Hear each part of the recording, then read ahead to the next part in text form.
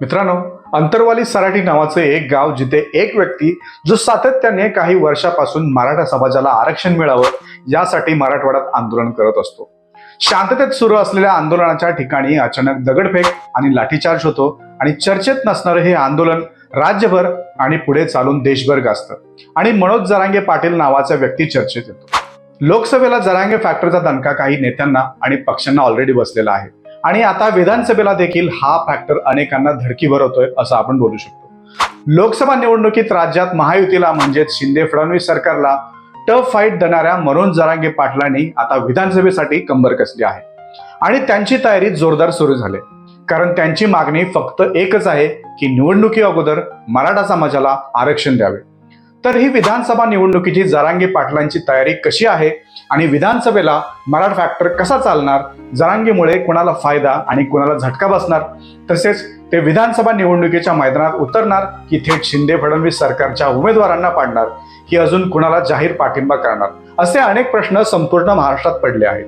त्यामुळे या प्रश्नांची उत्तरे नेमकी काय आहेत ती आज आपण या व्हिडिओच्या माध्यमातून जाणून घेणार आहोत. नमस्कार, मी अमर जगताप तुमचे पुन्हा स्वागत करतो मराठी गॅन चॅनलवरती. अशाच प्रकारचे व्हिडिओ पाहण्यासाठी आमच्या मराठी गॅन चॅनलला सबस्क्राईब करून बेल आयकॉनला प्रेस करा, म्हणजे नवीन व्हिडिओचे अपडेट्स तुम्हाला मिळत राहतील.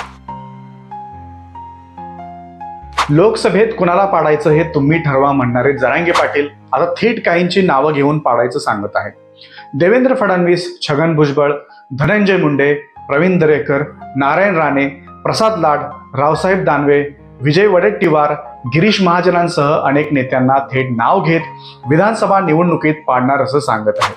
मराठा आरक्षण ओबीसीतून द्या, नंतर सगळे सोयरे, त्यानंतर सरसकट मराठा आरक्षण अशी मनोज जरांगेंची मागणी आहे. यानंतर त्यांनी मराठा आंदोलकांवरील गुन्हे मागे घेण्याची तसेच आरक्षणासाठी आत्महत्या केलेल्यांना मदत देण्याची मागणी देखील लावून धरली आहे. शेतकऱ्यांच्या मदतीसह हमीभाव आणि रोजगार तसेच शिक्षण या मुद्द्यांवरतीही ते सातत्याने बोलत असतात. शिवरायांचा पुतळा कोसळल्यानंतर ते मालवणलाही जाऊन आले. शिवाय एसटी आंदोलनावरही जरांगेंनी परखड भूमिका घेतली. एसटी कर्मचाऱ्यांचे हाल देवेंद्र फडणवीस यांनी पाठीमागच्या सरकारपासून चालवले असल्याची टीका मनोज जरांगे पाटील यांनी केली. सर्वांची सेवा करणाऱ्या एसटी कर्मचाऱ्यांना पगार का वाढू नये असा सवाल करत एसटी कर्मचाऱ्यांचा संसार डुबून सरकार स्वतःचा संसार मोठा करू लागलाय अशी सडेतोड टीका मनोज जरांगे यांनी केली. मनोज जरांगे यांनी विधानसभा निवडणुकीबद्दल भूमिका मांडताना स्पष्ट सांगितले आहे की 288 जागा लढणार किंवा आमदारांना ठरवून पाडणार. याबद्दलची स्पष्टता मनोज जरांगे यांच्याकडून विधानसभा निवडणूक जाहीर झाल्यानंतर होईलच, पण त्यांच्या भूमिकेचा सत्ताधारी महायुतीला फटका बसू शकतो असेही राजकीय वर्तुळात बोलले जात आहे. आता मी ज्याला पाडायचे आहे त्याचे नाव घेणार आणि 48 मतदारसंघात आपल्या विचारांचे उमेदवार काढा असं सुद्धा जरांगे यांनी सांगितले.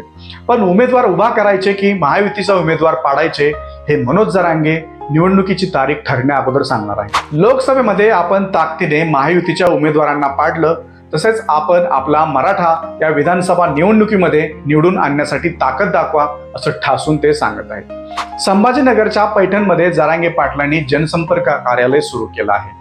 पैठण हा मराठा समाज जास्त असणारा मतदारसंघ आहे, त्यामुळे जर समजा जरांगे स्वतः मैदानात उतरले तर त्यांना जिंकण्यासाठी जास्त अडचण येणार नाही असं बोललं जाते. उमेदवारांची शोध मोहीम सुरू असताना स्वतः मैदानात उतरण्याच्या त्यांच्या तयारीवर जोरदार चर्चा होते. लोकसभेला जरांगेचं आंदोलन आणि मराठा फॅक्टर जोरात चालले होते हे आपण अगोदरच पाहिले आहे. त्यामुळे आता आगामी विधानसभा निवडणुकीच्या आधी त्यांच्याकडे गांभीर्यानं पाहिलं जातंय.